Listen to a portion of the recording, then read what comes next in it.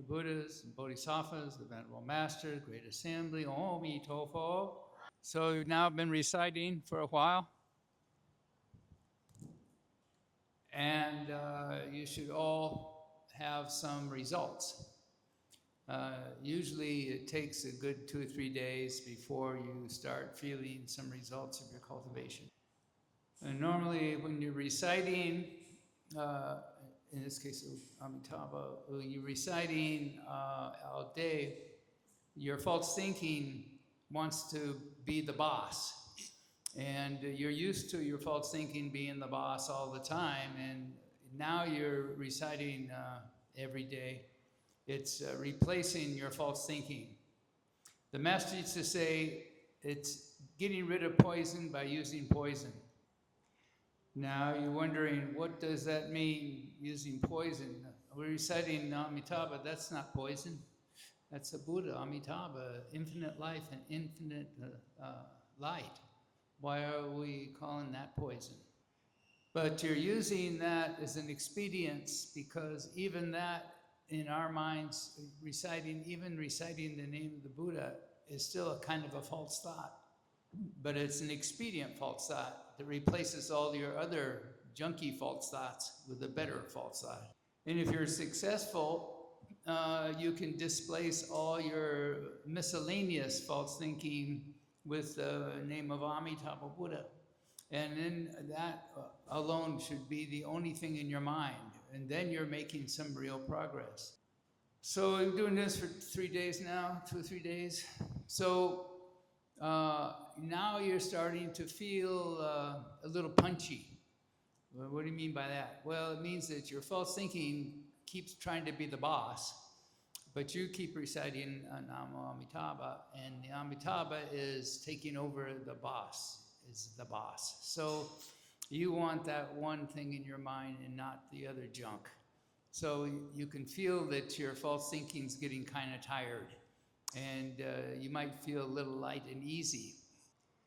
So if you're sincere and you're reciting sincerely, you'll have some results. You'll see that you're reciting the name of Amitabha every day, and it becomes stronger, and your false thinking becomes weaker.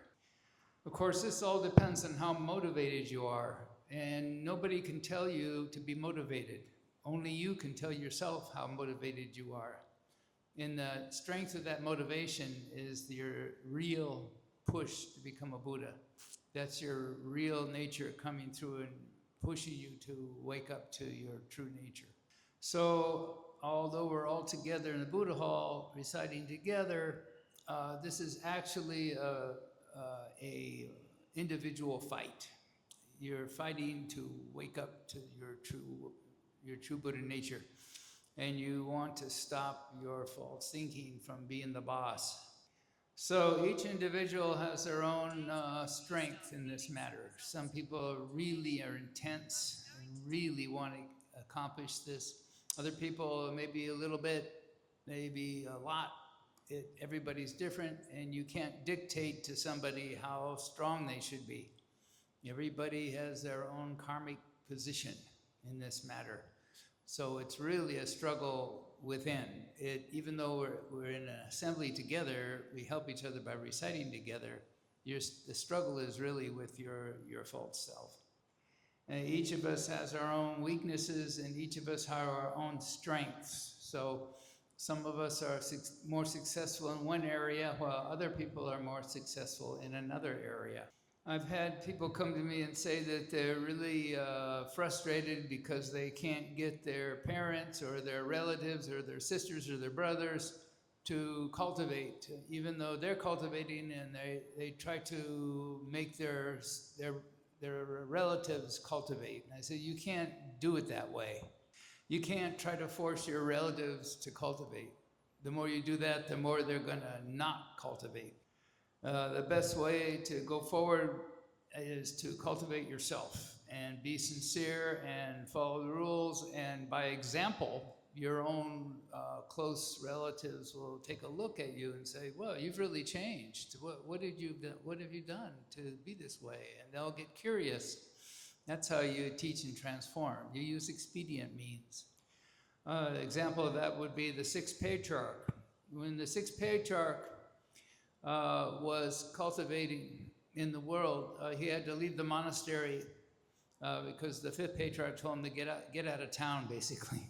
People wanted to steal the robe and bowl. So he went and lived with hunters who hunted meat. They hunted deer and other animals for a living, and he lived with them for over 20 years.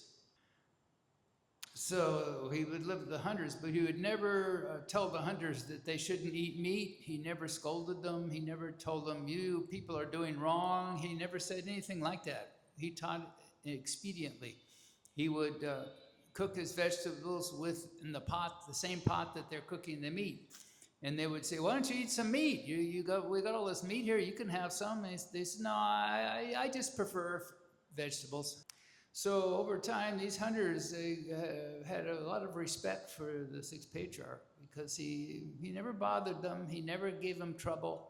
He would just eat his meat, eat his vegetables, and they would eat their meat. And he would not scold them and tell them they're doing the wrong thing. He lived by example. And over time, they came to deeply respect him.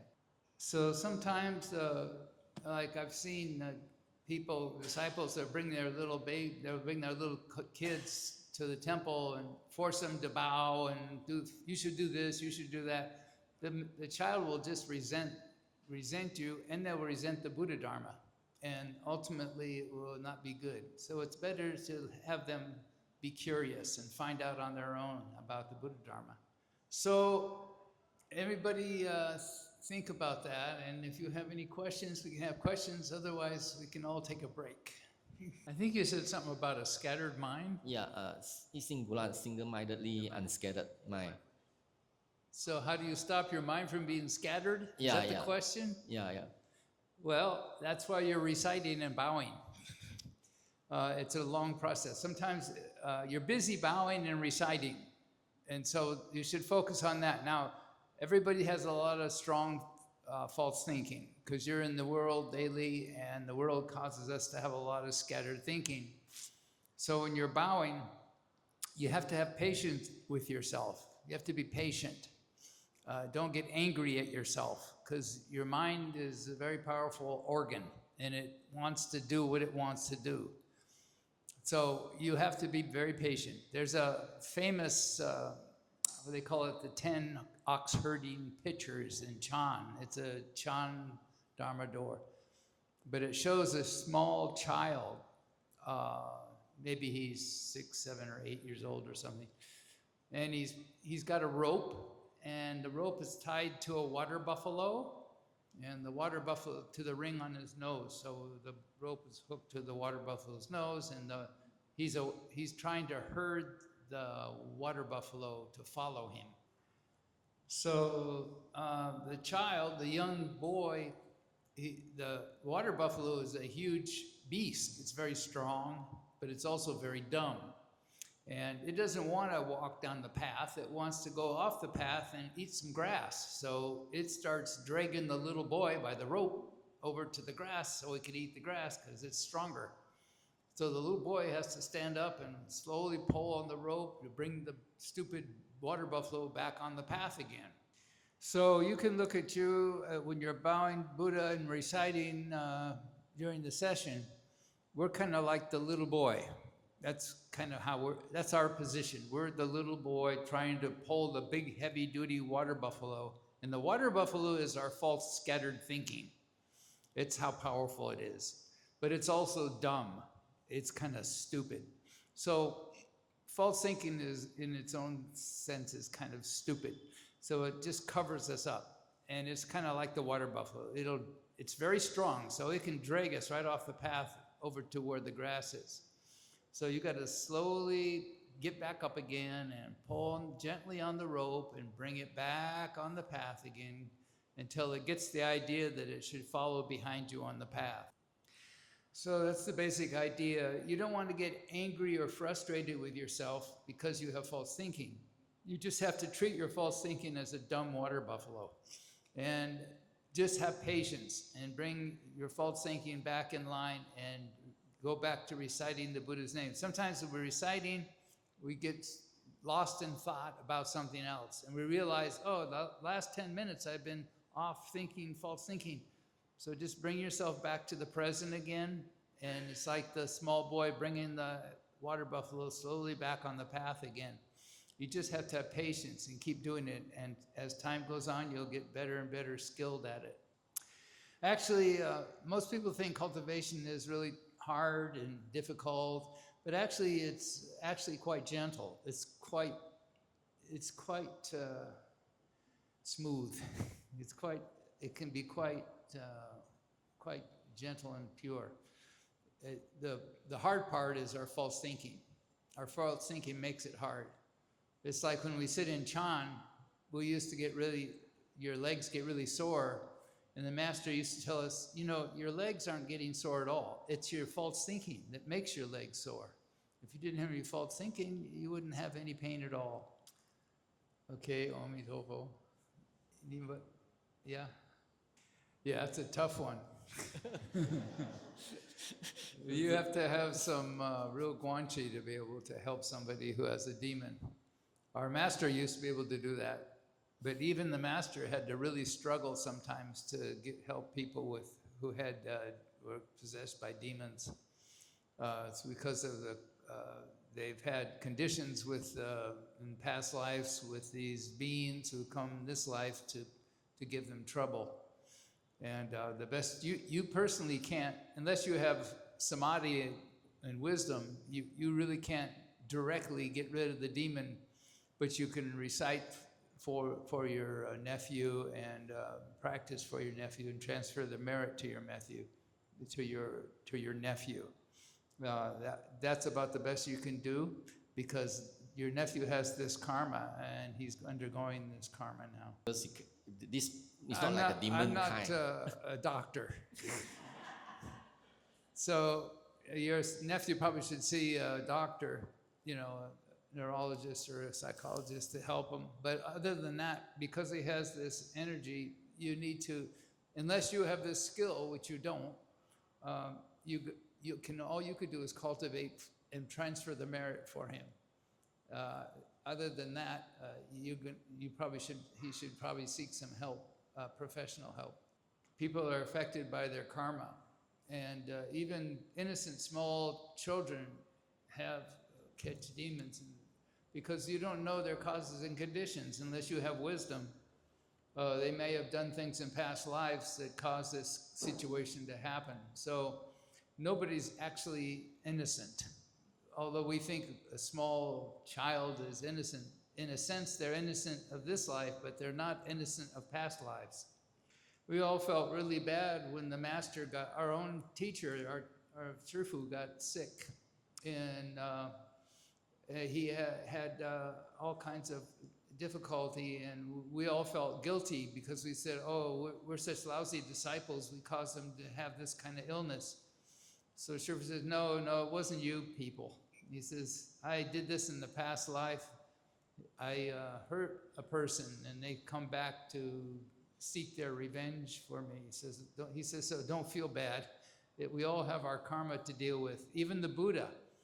The Buddha himself had a headache his whole life. He had a migraine. You know migraine? Migraine headache? All the time, the Buddha. And he said in a past life when he was a small child, there was a fish that jumped out of the water and it landed on the beach, and it was flopping around. And so he was a small child. He didn't know any better. He saw this fish flopping around, and he thought it looked funny, so he went over there and started tapping the fish with a stick, making fun of it. Ha ha ha. He didn't realize the fish was suffering. And this is the Buddha speaking. And he says, because I did this in a past life, I now have this headache. This fish has come back to give me this headache. My whole life is a migraine headache.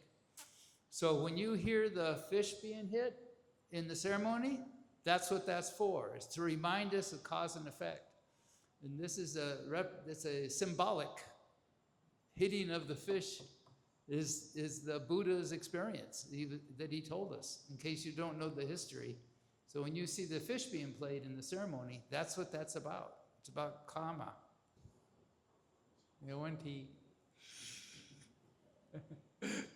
Oh, we got another person. Okay. If I understand your question, she said she recites Amitabha, and when she recites Amitabha, she hears sounds.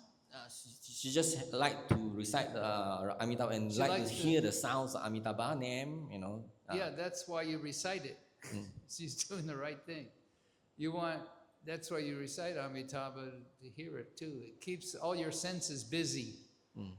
Especially, you're reciting, if you're doing it right, you're envisioning Amitabha's light, even though you don't really see it yet. You just envision Amitabha's light and infinite life, infinite light.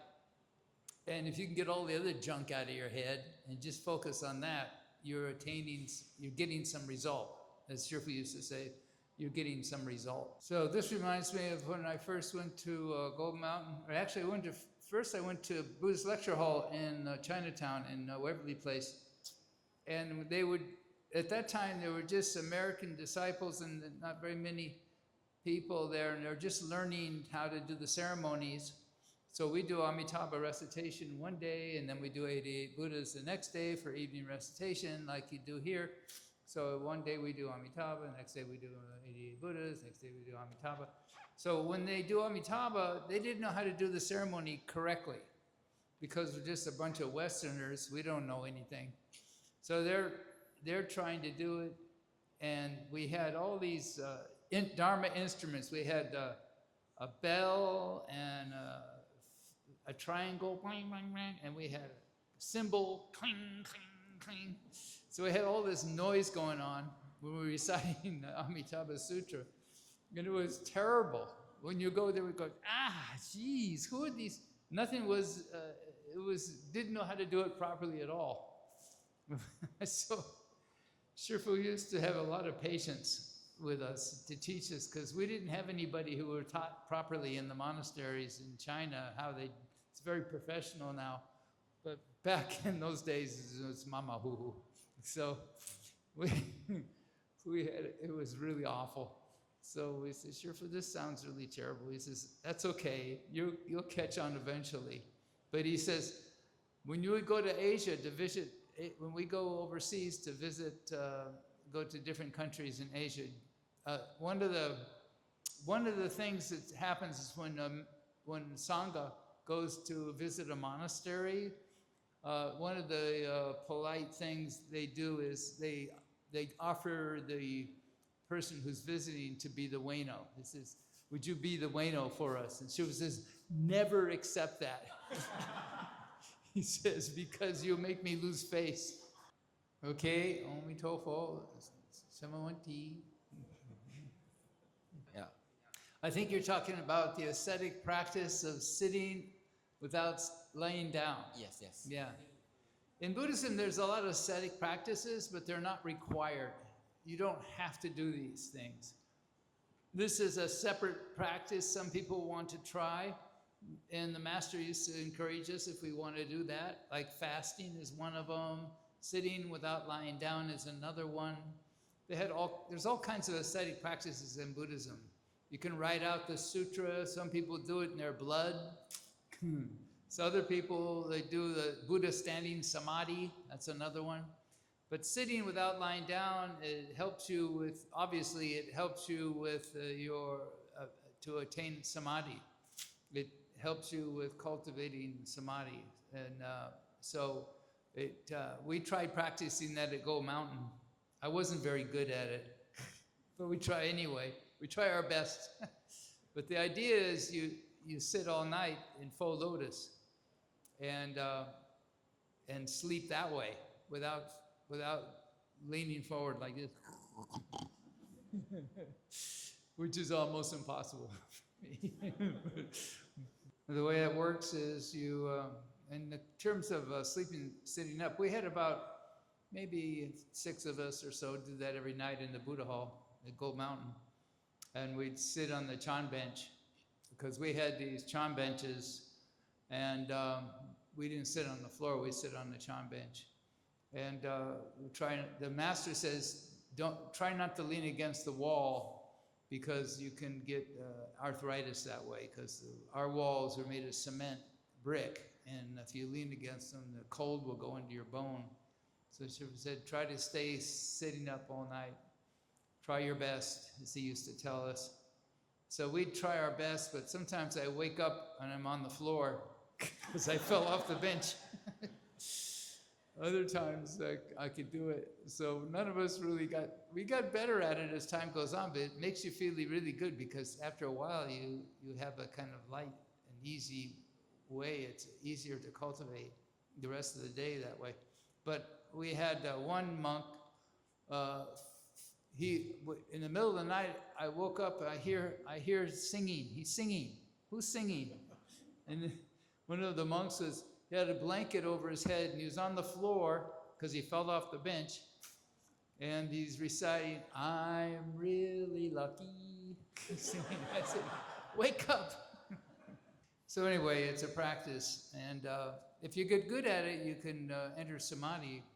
And then when you're in samadhi, then you can sleep.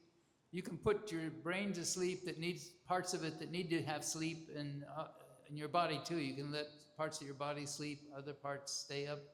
It's really weird. You have a lot of control over yourself. But that's more advanced, and that comes with time. And we've all experienced it off and on, but I never got really good at it. Okay? Omitofo.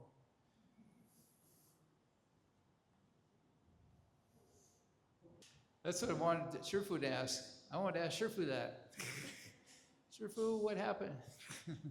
So at that time, I had no Shifu. I had nobody. I wasn't involved with Buddhism. I wasn't even in the Navy. I was after the Navy. I was working for an oceanographic ship, a scientific oceanographic ship. Anyway, doesn't matter. But I just had this experience, and all thinking just stopped, and it didn't stop very long. It's not like it just stopped for an hour. It just stopped for a second. It was just it just all stopped. All false thinking just stopped, and it was like an extreme release, like a very wonderful feeling, like I've been trapped by my own mind my whole life. And now I got to taste the universe as it really is. It was really a wonderful feeling. So I had experienced that, and I was on a watch. I was a sailor, so we used to have to watch out for other ships at sea. So we had what's called a watch, where you watch for 4 hours. You look out over the ocean, make sure you're not going to hit another ship. And we had these 4-hour watches. So when I got off the 4-hour watch, I went to sleep, but I didn't go to sleep. I still had some kind of, I still had this wonderful feeling after that experience, and it was still with me. Although my thinking was back, it wasn't nearly as strong, and I was able to go to sleep, but not sleep. I don't know how to explain it. I could sleep part of my brain that needed it, but the other part was still awake. So I was able to leave my body and go all over the ship, just with the thought of, oh, what's it like? I'll go to the front. No, now I'll go to the back. Oh, I'll go down in the engine room. Well, I'll go up on the bridge. You can go anywhere I wanted. And it felt very natural. I didn't feel unusual. This is totally natural. And I felt very light and easy. And this went on for 2 or 3 days. I had these kind of experiences. And then it all closed back up. And so I wanted to find a good knowing advisor. I needed to find somebody to help me figure out what happened. And that's why I went and looked for Shifu in the first place. I had to go find a Shifu. I didn't know about Shifu, our Shifu. I didn't know about Venerable Master until almost a year later. But anyway, a few months later. But at that time, when I had all this experience, I didn't know anybody. So it wasn't until many years later, after I met the Master and finally left home, and I still haven't, all those years, I never actually got around to being able to ask the Master what happened that night. And I finally got a chance to ask him, because we had to fly back from, of all places, here. This is where we went, it was 1980, 81, something like that. We visited Malaysia, and then we're flying back to San Francisco. And I was sitting next to Shifu, and Shifu told me that in the past we were together. And when we were together, I promised Shifu that I would come back and help him out in the West. And I told Shifu, I don't remember. Shifu goes, I know you don't remember, I remember.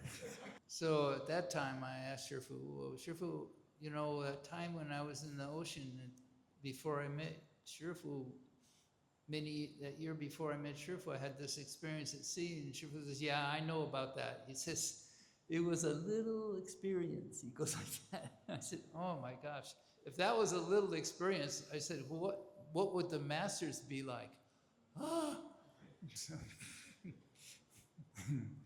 So basically, when you all studied the Avatamsaka Sutra, that's the sutra that describes the state of a bodhisattva. So if you can penetrate the meaning of that, then you're on the way to becoming a Buddha, that's for sure. Okay, Omitopo. For all of us here. Well, what's the session's over when? 27th, so... Oh, it still goes on? Yes. So you want me to go and talk again? Yes. But what about?